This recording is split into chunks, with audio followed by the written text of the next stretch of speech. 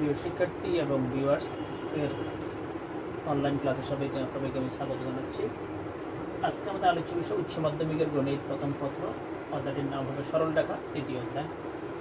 এখানে এখন দেখো আমি দুইটা বিন্দু এখানে রাখছি, একটা পি বিন্দু x1 y1 এবং পি বিন্দুটা কত এখানে x2 y2। তাহলে আমরা নবম দশম শ্রেণীতে এই পি কিউ বিন্দুর দূরত্ব আমরা বের করেছি, এটা নাম দিয়েছি আমরা দূরত্ব নির্ণয়ের সূত্র। তো আজকে আমরা অবশ্য যেটা করবো এটা হবে সেকশন ফর্মুলা বা বিভাগ বিন্দু স্থানাঙ্ক। এখানে এখন দেখো আমরা যে নিম্ন ক্লাসে আমরা শিখেছি এই দুইটা বিন্দুর দূরত্ব দিয়ে আমরা ওই সংক্রান্ত কিছু অঙ্ক আমরা করেছি। এখন উচ্চ মাধ্যমিক কিন্তু এই সূত্রটা কিন্তু আছে, তো আমরা ওই সূত্র দিয়ে আলোচনা করবো না আজকে। আমরা আজকে লিখবো অনুপাত সূত্র। আগে আমরা অনুপাত সূত্র, অন্তর্বিভক্তিকরণটা আমরা একটু পড়াবো আগে। অন্তর্বিভক্তিকরণ এখন এটা একটু জিনিস দেখো, এখানে x1 y1 পি বিন্দু স্থানাঙ্ক দেওয়া আছে, কিউ বিন্দু স্থানাঙ্ক দেওয়া আছে। তাহলে এখানে এই রেখাটা কোনো একটা জায়গার মধ্যে সে বিভাজক হয়েছে তার এক্স ও ওয়াই বিন্দুতে, এবং এখানে অনুপাতটাও কিন্তু প্রশ্নে দেওয়া আছে। অর্থাৎ এখানে এটা হলো m1, এটা কত m2। তাহলে তোমরা মনে রাখবে এখানে যে পি বিন্দু স্থানাঙ্ক দেওয়া থাকবে, কিউ বিন্দু স্থানাঙ্ক দেওয়া থাকবে, অনুপাতটাও দেওয়া থাকবে। তাহলে আমাদেরকে বের করতে হবে কি এক্স ওয়াই এর মান, অর্থাৎ এখানে এই বিভাগ বিন্দু স্থানাঙ্ক বের করতে হবে। তাহলে এখন যেহেতু এই জ্যামিতিটি হলো ম্যাথমেটিক্যাল জিওমেট্রি, আমরা এটাকে ম্যাথমেটিক্যাল ওয়েতে আমরা প্রমাণ করবো। দেখো জ্যামিতিক সূত্র ব্যবহার করে এখন এখানে আমরা একটা কাজ করি। দেখো এখানে লম্ব বা দুটি অক্ষ অঙ্কন করলাম, কারণ আমাদের এই জ্যামিতিটি হলো দ্বিমাত্রিক জ্যামিতি, 2 ডাইমেনশনাল জিওমেট্রি। তাহলে এখন দেখো এখানে আমরা PQ আর বিন্দু থেকে আমরা এখানে লম্ব অঙ্কন করলাম। এটা এখানে OX, এটা x অক্ষরেখা এবং এটি হলো কত y অক্ষরেখা। তো এখন দেখো তাহলে এখানে PQR তিনটি বিন্দু আমাদের, এখানে আমরা বের করবো আর স্থানাঙ্ক। তাহলে সবাই আরেকটু খেয়াল করো, এখানে আমরা আর থেকে এখানে এটার নাম দিলাম আমরা L M কত এখানে N, এখানে পর্যায়ক্রমের নামগুলো দিলাম। তাহলে এটাকে দাও তোমরা PRS, এবং এখানে আমরা আরেকটি লম্ব আঁকলাম। তাহলে এটাও একটা লম্বের চিহ্ন দিলাম আমরা এখানে, এবং এটাকে আমরা টি দিলাম। তো তোমরা এখন দেখো এখানে এই দুটি ত্রিভুজ চিত্র অনুসারে কি এটা একটা সদৃশ ত্রিভুজ হয়ে গেছে। তাহলে আমরা কিন্তু নিম্ন ক্লাস থেকে জানি যে সদৃশ ত্রিভুজে বাহুদের অনুপাত পরস্পর সমান, বাহুগুলি পরস্পর সমানুপাতিক।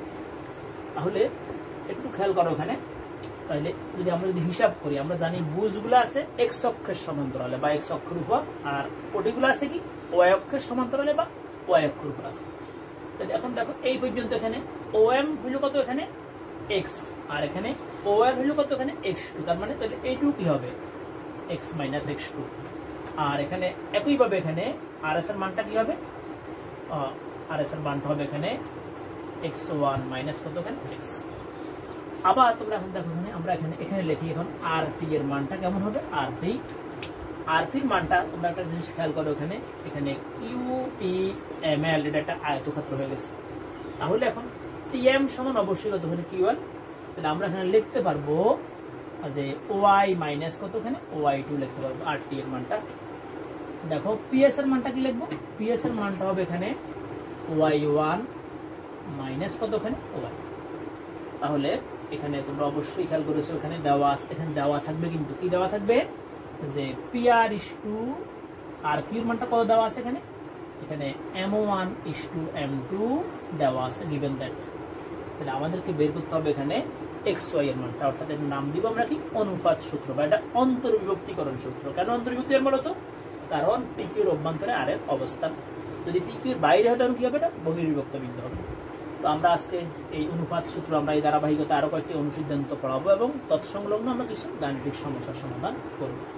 তাহলে তোমরা এখন খেয়াল করো এখানে, তাহলে চিত্রটা অবশ্যই সবাই বুঝতে পারতেছো। এখানে আমরা এখন আগেই বলেছি এখানে PRS ও RQ একটা সদৃশ ত্রিভুজ হয়, বাহুগুলো পরস্পর সমানুপাতিক। তাহলে আমরা একটু লিখি। এখন দেখো এখানে আমরা লিখবো যে ত্রিভুজ PRS ও ত্রিভুজ কত এখানে RQTA কি লেখা যাবে, দেখো তো লেখা যাবে এখানে RS বাই কত এখানে QT সমান কত এখানে PS বাই কত এখানে RT, PS বাই RT সমান এখানে PR বাই কত হবে PR বাই RT। তো সবাই একটু খেয়াল করো, এখন আমরা একটু মানগুলো এখন বসিয়ে দেই। মানগুলো যদি এখানে বসাই, দেখো আর এস এর মানটা কেমন। আর এস এর মানটা হলো x1 minus x, x minus x2, y1 minus y, y minus y2 is equal to m1 by m2। তাহলে এখন একটু খেয়াল করো সবাই, আমাদের এখন আর এখানে এটা একটু বসে দিলাম আমি। দেখো আমরা এখন এখানে একটু লিখবো, সবাই একটু কষ্ট করে দেখবো, আমি চিত্রটা একটু রাখার চেষ্টা করতেছি।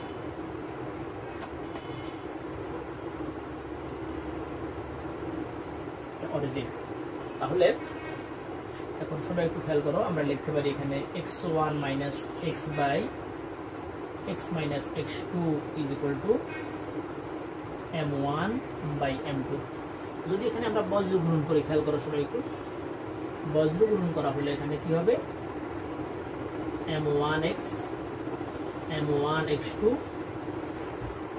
m2x1, m2x। তাহলে আমরা x এর রাশি বামে নিয়ে আসলে কি হবে, এখানে m1 প্লাস m2x এবং সমান কত, m1x2 প্লাস কত এখানে m2x1। তাহলে দেখো আমরা বিভাগ বিন্দুর ভুজ আমরা পেয়ে গেছি, m1x2 m2x1 divide by m1 plus m2। এটা হলো বিভাগ বিন্দুর ভুজ। একইভাবে আমরা আর ওটা দেখাবো না, অনুরূপভাবে আমরা কিন্তু পাবো। অনুরূপভাবে দেখো,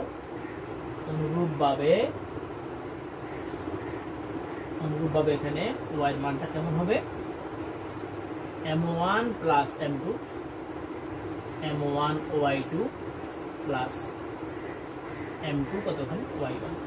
অর্থাৎ এটাই হলো আমাদের অনুপাত বিন্দু বা অন্তর্বিভক্তিকরণ বিন্দুর স্থানাঙ্কের সূত্র। আমরা ইচ্ছা করলে সরাসরি এটাকে লিখতে পারবো, সরাসরি লিখে আমরা আমাদের কিছু গাণিতিক সমস্যা আমরা আজকে সমাধান করবো। তাইলে আমাদের রেজাল্টটা কেমন হলো বলো তো, xy is equal to m1 plus m2, m1 y2 sorry m1 x2 এবং m2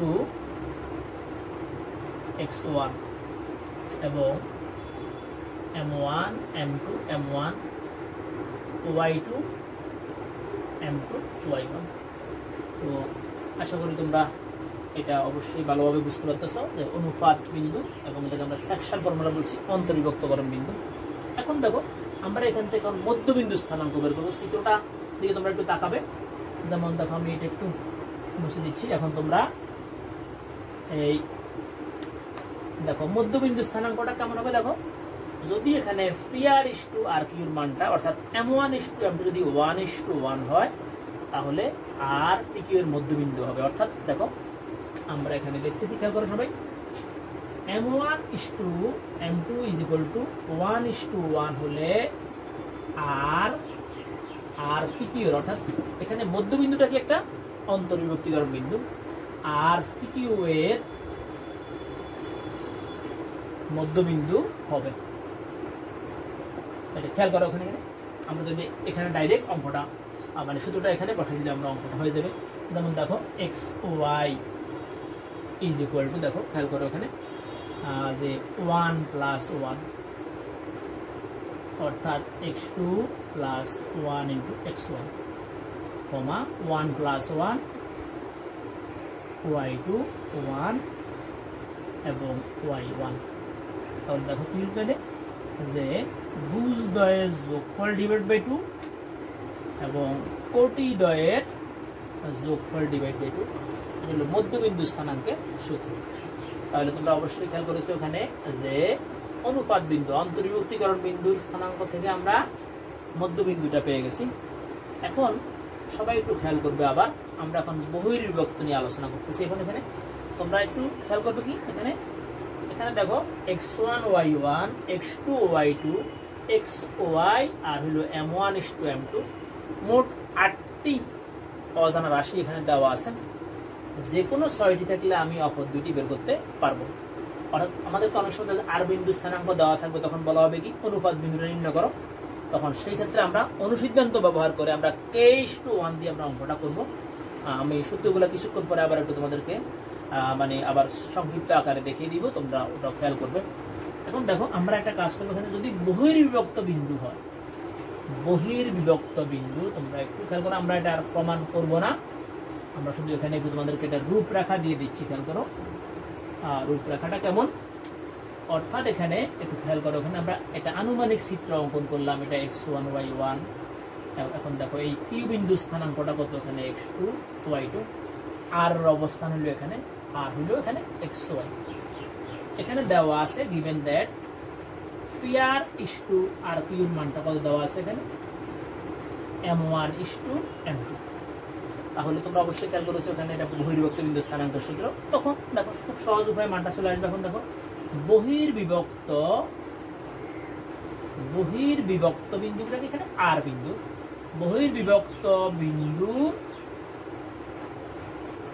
বিন্দু স্থানাঙ্কটা এখানে, তখন আমরা শুধু এখানে একটা মাইনাস বসিয়ে দিলে আমাদের অঙ্কটা হয়ে যাবে। একটা মাইনাস, অন্তর্বিভক্তের প্লাসের পরিবর্তে আমরা মাইনাস দিলে আমাদের এই প্রমাণটা চলে আসবে। আমি প্রমাণটা এখানে দেখালাম না, তোমরা এটা বই থেকে দেখে নিবে। তো আমি আরেকটা কথা বলছি তোমাদেরকে, যে কোনো অনুপাত বের করতে বলা হলে আমরা k:1 আমরা অঙ্কটা করবো। অর্থাৎ এখানে তখন দেওয়া থাকবে কি পি কিউর মানটা দেওয়া থাকবে, আর এর মানটা দেওয়া থাকলে আমরা অনুপাতটা বের করতে পারবো। তো আশা করি তোমরা আজকের এই টপিকটা তোমরা ভালোভাবে বুঝতে পারতেছো, এবং আমরা এখন কিছু অঙ্ক তোমাদেরকে এই সূত্রগুলোর সাপেক্ষে আমরা কিছু গাণিতিক সমাধান করব। তোমরা মনোযোগী হবে এবং এই সূত্রগুলোর দিকে তোমরা এই সূত্রগুলো ব্যবহার করে আমরা অঙ্কগুলো করব। তো তোমরা অঙ্কগুলো প্রয়োজনে খাতায় উঠে নিতে পারো, এবং তাহলে তোমরা দেখো আমি কীভাবে অঙ্কগুলো করতেছি। এতক্ষণ আমরা যে সূত্রগুলো নিয়ে আলোচনা করেছি তোমরা অবশ্যই এটা বুঝতে পারতেছো। দেখো এখন এটা যখন আমরা অঙ্ক করতে যাবো, হয়তো এই সূত্রটা আমাদের দরকার হইতে পারে। এটা স্থানাঙ্ক জ্যামিতির প্রথম সূত্রটি, এটা দূরত্ব নির্ণয়ের সূত্র। এটা তোমরা অবশ্যই দশম শ্রেণীতে দেখেছো। তো এখন আমাদের আজকে যে বিষয়টা ছিল, এখানে রেখা বিভক্তকারী স্থানাঙ্ক অর্থাৎ অন্তর্বিভক্ত, আমরা একটু আগে এই প্রমাণটি আমরা করেছি যে এটা অন্তর্বিভক্ত বিন্দু স্থানাঙ্কের সূত্র। আমরা এই সূত্রগুলো দিয়ে কিছুক্ষণ পরে আমরা অঙ্ক করবো। তোমরা মনোযোগী হলে তোমরা খুব ভালোভাবে অঙ্কগুলো বুঝবে।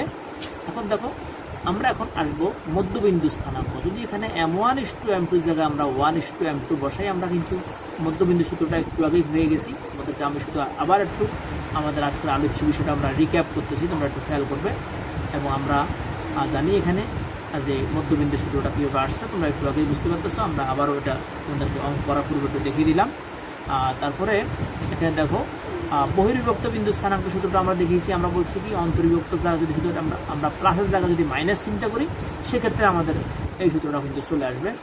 এখন এখানে একটা অনুসিদ্ধান্ত, এটা আমরা এই সম্বন্ধে একটু আগে বলেছি যে এই যে কোনো একটি মানে অনুপাত বের করতে বলা হলে, অর্থাৎ দুইটা প্রান্তবিন্দু স্থানাঙ্ক দেওয়া আছে, সেকশন বিন্দুটাও এখানে আছে, তখন আমরা এখানে অনুপাত বিন্দুটা বের করবো। এখানে অনুপাত বের করতে বলা হলে আমরা k:1 কে এখানে বেশি পছন্দ করবো, যদি আমরা এখানে m1 is to m2 দিয়ে অঙ্কটা করতে পারি।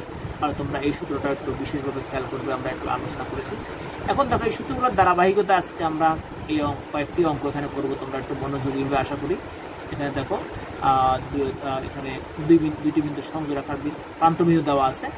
2:1 অনুপাতে যদি এটা অন্তর্বিভক্ত হয়, তাই তার স্থানাঙ্ক নির্ণয় করতে বলা হয়েছে। আমরা 1, 2 কে আমরা ধরবো কি না x1 y1 এবং 3, 6 কে আমরা x2 y2 ধরবো। আর m1 is to m2 জায়গা আমরা এখানে 2:1 ধরলে অঙ্কটা চলে আসবে। তোমরা একটু তোমরা এটা খেয়াল করবে অঙ্কগুলা।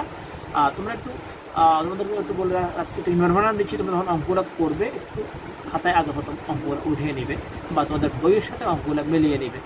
বহির্বিভক্ত বিন্দুর সূত্র ব্যবহার করে আমরা এই অঙ্কটা করতে পারবো।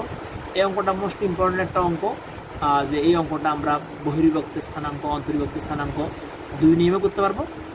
তোমরা একটু খেয়াল করবে আমরা অঙ্কটা কীভাবে করতেছি। এবং এই অঙ্কটা এটা এখানে দুইটি প্রান্তবিন্দু স্থানাঙ্ক দেওয়া আছে, তোমরা একটু খেয়াল করো। ওখানে 2:1 অনুপাতে অন্তর্বিভক্ত বহির্বিভক্ত, তার মানে কি আমরা কিউ স্থানাঙ্ক বাইর করবো অন্তর্বিভক্ত বিন্দু সূত্রের সাহায্যে, আর স্থানাঙ্ক বের করবো আমরা বহির্বিভক্ত বিন্দু সূত্রের সাহায্যে। অর্থাৎ আমাদের কিউ এবং আর স্থানাঙ্ক বের হয়ে গেল। পি হলো এ বি এর মধ্যবিন্দু, এবং আমরা পি এর স্থানাঙ্কটা আমরা খুব সহজভাবেই মধ্যবিন্দু সূত্র দিয়ে করতে পারবো। এট লাস্ট এখানে আমরা পকড়ানপক লেখার আগে পি কিউর মানটা আমরা দূরত্ব নির্ণয় সূত্রে সাহায্য করবো। একটু আগে আমরা দূরত্ব নির্ণয় সূত্র তোমাদের দেখিয়েছি। পিআরটাও দূরত্ব নির্ণয় সূত্রের সাহায্যে এবং পিভি স্কোয়ারও সেম, অর্থাৎ এখানে বাম পক্ষ ডান পক্ষ সমান আসবে। তারপরে এখানে যেমন দেখো তোমরা এখানে যে এখানে কি আছে যে আমাদের 5 নম্বর অঙ্কটা যে অনুপাতে বিভক্ত করে বিভাজন বিন্দুর বুঝ নির্ণয় করতে বলা হয়েছে এখানে। আমরা জানি x অক্ষের উপরে y এর মান 0, y অক্ষের উপরে x এর মান 0। এই সূত্র ব্যবহার করে আমরা খুব সহজভাবে এই অঙ্কটা করতে পারবো। তারপরে তোমরা 6 নম্বর অঙ্কের দিকে একটু তাকাও। কোনো সামুদ্রিকের একটি কর্ণের প্রান্তবিন্দু স্থানাঙ্ক দেওয়া আছে, তৃতীয় শীর্ষবিন্দু দেওয়া আছে, চতুর্থ শীর্ষবিন্দু স্থানাঙ্ক নির্ণয় করা। আমরা জানি সামুদ্রিকের কর্ণদ্বয় পরস্পরকে ছেদ বিন্দুতে দ্বিখণ্ডিত করে, অর্থাৎ আমরা মধ্যবিন্দু সূত্র ব্যবহার করে আমরা যদি মনে করি এখানে এবিসিডি সামান্তরিক হয়, এসি এবং বিডি কর্ণের মধ্যবিন্দু একই, আমরা এখানে চতুর্থ শীর্ষকে XY ধরে আমরা মধ্যবিন্দু সূত্র অ্যাপ্লাই করলে আমাদের এই অঙ্কটা সহজভাবে হয়ে যায়। তো তোমরা এখন খেয়াল করো, আমরা এর মধ্যে কয়েকটি অঙ্ক আমরা করতেছি, আশা করি তোমরা অঙ্কগুলো বুঝতে পারো। তাহলে দেখো 1 নম্বর অঙ্কটি, এখন এখানে 2টি বিন্দু দেওয়া আছে, খেয়াল করো এখানে তোমরা প্রশ্নটা দেখে নেবে। আমরা ধরে নিলাম এই বিন্দুটি P, তার স্থানাঙ্ক 1, 2 এবং ইউ বিন্দুটা কত, এখানে ইউ বিন্দুটা হলো 3, 6। এখন অনুপাতটা দেওয়া আছে, ভিতরে একটা বিন্দু দেওয়া আছে, আর স্থানাঙ্কটা বের করতে হবে এবং আমাদের অনুপাতটা আমরা ধরে নিলাম M1:2, M2 মানটা দেওয়া আছে কত, এখানে 2:3। তাহলে তোমরা একটু খেয়াল করো, আমরা এখানে P স্থানাঙ্ক ধরবো x1, y1 এবং Q স্থানাঙ্ককে x2, y2। আর স্থানাঙ্কটা আমাকে বের করতে বলা হয়েছে, অর্থাৎ আর স্থানাঙ্কটা আমরা xy ধরলাম। এটা একটা আনুমানিক চিত্র। যখন তোমাকে কোনো চিত্র অঙ্কন করতে বলা হবে প্রশ্নে, তখন তুমি অবশ্যই গ্রাফে অঙ্কন করবে। আর এখন আমরা আমাদের প্রয়োজনে আমরা একটা চিত্র এঁকে নিলাম। তাহলে খেয়াল করো এখানে, তাহলে আমাদেরকে বের করতে হবে এখানে আর স্থানাঙ্ক আমরা ধরে নিলাম। সুতরাং এখানে x = সূত্রটা আমরা কি জানি, সূত্রটা হলো এখানে m1 + m2, m1 x2 plus কত, ওখানে m2 x1। তোমরা খেয়াল করো এখানে m1 + m2, এখানে 2 + 3 m1 x2, এটা মনে মনে x1 y1, এটা হলো x2 y2। তাহলে m1 x2 কত হবে, এখানে 3 প্লাস m2 x1 হলো এখানে 1, দ্যাট ইজ ইকুয়াল টু 5। এখানে কত আসছে বলো তো, এখানে 3 × 6 আর 3 কত, এখানে 9 আসবে। দেখো এরপরে এখানে y এর মানটা আমরা সূত্রটা বসাইলাম না, দেখো তাও কত 2 + 3 m1, m1টা কত, এখানে 2 আর y2 হলো 6 এবং m2 y2 হলো এখানে 2। তাহলে এখানে 5 আসছে, আর এখানে আসছে কত বলো, 6 × 2 = 12 প্লাস কত, এখানে 6, অর্থাৎ এখানে 18/5। তাহলে আমাদের রেজাল্টটা কিন্তু হয়ে গেছে। এখন এটাই সেকশন ফর্মুলা দিয়ে আমরা প্রথম অঙ্কটা করলাম, 9/5 এবং 18/5। যদি এখানে বহির্বিভক্ত বিন্দু বলা হতো, তখন কি আমরা এখানে মাইনাস ব্যবহার করতাম, তাহলে অঙ্কটা খুব সহজভাবে হয়ে যেত। তাহলে বহির্বিভক্তের একটা অঙ্ক, তোমরা 2 নম্বর অঙ্কটা তোমরা বাসায় করবে। আমরা এখন 3 নম্বর অঙ্ক চলে যাই। দেখো এটা খুব ইম্পর্টেন্ট অঙ্ক, সবাই একটু খেয়াল করবে 3 নম্বর অঙ্কটি।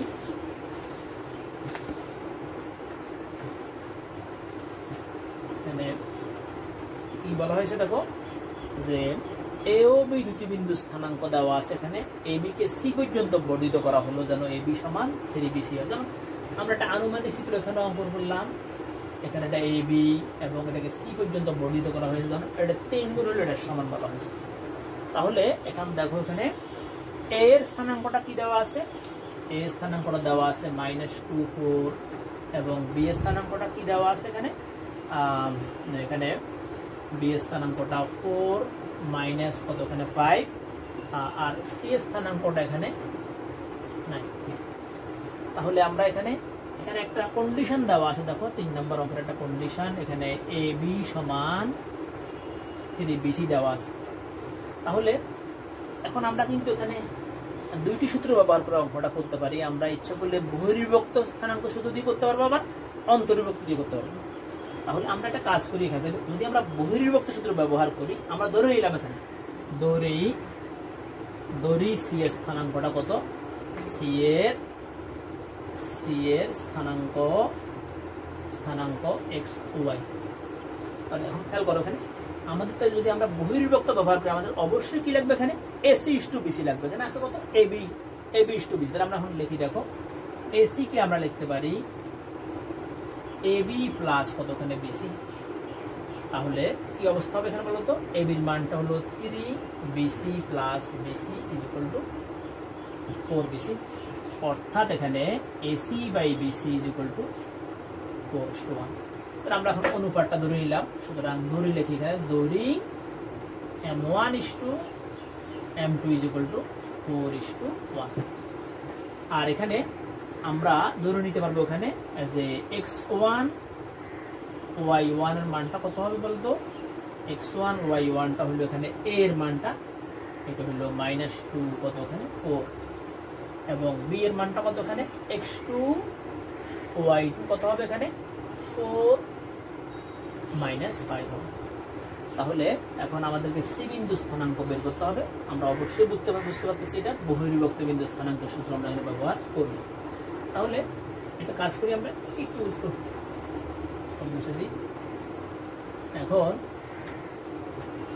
যেমন দেখো, সুতরাং x ইজ ইকুয়াল টু এখানে 4 - 1, m1 x2 কত হবে এখানে m1 x2 অবশ্যই 4, m1 x2 4 মাইনাস সূত্রের মাইনাস m2 x1 টা হলো -2, তাহলে এখানে 3 আসছে, 4 4 কত এখানে 16 প্লাস 2 অর্থাৎ এখানে 318 6 চলে আসছে। দেখো এরপরে দেখো এখানে y এর মানটা হবে কত 4 - 1, m1 y2 কত এখানে -5, সূত্রের মাইনাস m1 m2 y1, তাহলে এখানে আসছে 3, দেখো এখানে আসবে -24 অর্থাৎ -8।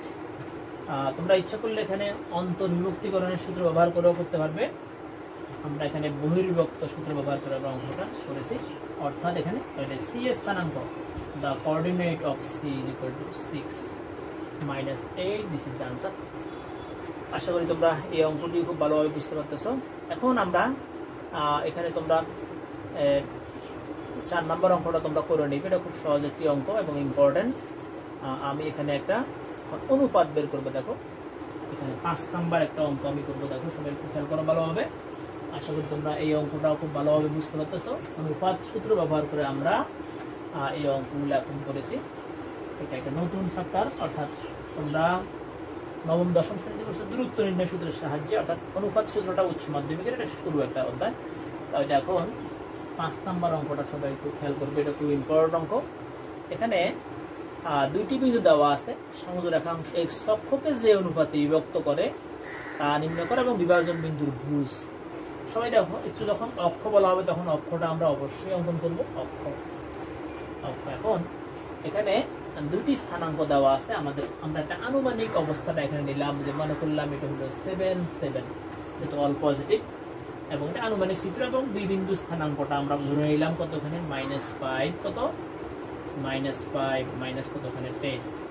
তাহলে এখানে x অক্ষের কথা বলো, যদিও একটা এই রেখাটি দেখো y অক্ষকে সেট করেছে, কিন্তু এটা আমাদের আলোচ্য বিষয় না, তারা বলে না, যেহেতু আমরা কিন্তু x অক্ষকে এখানে চিন্তা করব। x অক্ষ, তাহলে x অক্ষের উপর একটা বিন্দু আমরা মনে করি, ধরি এখানে x অক্ষের বিন্দুটা কত এখানে x0 আমরা মনে করলাম। আর আমরা একটা জিনিস অবশ্যই জানি এখানে যে x অক্ষের উপরে কোটি শূন্য, y অক্ষের উপরে ভুজ শূন্য। তাহলে একটা কাজ করি, আমরা এটাকে c বিন্দু দিলাম, তাহলে আমরা লিখি ধরি x অক্ষের উপরস্থ বিন্দুটা কত এক, ধরি এখন দেখো ধরি এখানে সলিউশন, ধরি x অক্ষের উপরস্থ বিন্দু c এর স্থানাঙ্কটা আমরা x0 দিলাম। তোমরা এখানে a0 b0 দিতে পারো, যে কোনোটা দিতে পারো। তাহলে প্রথম আমরা অনুপাতটা নির্ণয় করবো, এবং ধরি কি দেখো এখানে ac is to এখানে cb এর মানটা কতখানি k:1। তোমরা যদি মনে করো স্যার আমরা এখানে m1:m2 দিব, সেই ক্ষেত্রে অঙ্কটা হবে। তাহলে কোনো অনুপাত বের করতে বললে আমরা সবসময় k:1 কে আমরা পছন্দ করি, এখানে m1:m2 দিলে অঙ্কটা হয়ে যাবে। তাহলে তোমরা এখন খেয়াল করো, এখানে আমরা দেখো বিভাগ বিন্দুর ভুজ হইল কত কোটি শূন্য, আমরা কোটি শূন্য দিয়ে অঙ্কটা দেখো শর্ত মতো এখন লিখতেছি, আমরা লিখলাম এখানে 0 মানে কোটি শূন্য k+1। তাহলে এখন দেখো আমরা যে এখানে মনে মনে আমরা a কে ধরবো x1 y1, b কে ধরবো কত x2 y2, তাহলে m1 y2 কত হবে এখানে -10 প্লাস m1 m2 y1 হলো কত হবে 7। দেখো বা কত হবে এখানে 0 is equal two minus 10k plus কত এখানে 7 that is equal two 10k is equal two 7 10k সমান কত এখানে 7 তাহলে বা আমরা এখন লিখতে পারি সুতরাং এর মানটা কত আসছে এখানে 7/10 অর্থাৎ আমাদের অনুপাতটি কত 7:10 এখন কিন্তু আমাদের আর k:1 প্রয়োজন নেই আমরা বুঝে গেছি আমাদের ac:c এর মানটা কত এখানে 7:10 তাহলে আমরা এখন এই উপায়ে আমরা এখন ভুজের মানটা নির্ণয় করে করব খুব সহজভাবে দেখো আশা করি তোমরা এটা বুঝতে পারছো তাহলে এবার দেখো ভাগ বিন্দুর ভুজ বলছি সুতরাং আমরা লিখব সুতরাং ভুজ x ইজ ইকুয়াল টু কত হবে এখানে m1 প্লাস m2 অর্থাৎ 7 প্লাস 10 আর এখানে 7 হবে কত 7 হবে এখানে m1 এবং 10 হবে কত m2 তাহলে এখন লেখো এখানে m1 x2 কত এখানে -5 এবং m2 কত এখানে x1 টা হলো 7 তাহলে কত আসছে এখানে 17 আর এখানে কত আসছে -35 প্লাস কত এখানে 70 দ্যাট ইজ ইকুয়াল টু কত এখানে 35 তাহলে আমাদের আনসারটা আমরা এখন লিখতে পারি দেখো তাহলে আনসার কত হবে এখানে আনসার হবে এখানে অনুপাতটি হলো আমাদের 7:10 আর কতখানে বুঝ কত আসছে আমাদের এখানে বুঝ আসছে এখানে 35 বাই কত এখানে 70 এই রূপে তোমরা কিন্তু অনেকগুলো অঙ্ক করতে পারবে এখানে কোনো x এখানে আমরা x অক্ষের কথা বলছি আমরা এখানে y অক্ষের অনুপাত বিন্দু আমরা বের করতে পারবো তো আশা করি তোমরা এই যে আমরা একটা কয়েকটি সূত্র আজকে আলোচনা করেছি অনুপাত সূত্র অন্তর্বিভক্ত বিন্দু এবং বহির্বিভক্ত বিন্দু এবং মধ্যবিন্দু এই আলোকে তোমরা বইয়ের আরো কিছু অঙ্ক যখন করবে তখন তোমাদের কাছে অধ্যায়টা আরো পরিষ্কার হয়ে যাবে আমি আজকে সবাই শুভকামনা করে শুভকামনা জানিয়ে আজকের টিউটোরিয়াল এখানে সমাপ্ত ঘোষণা করলাম।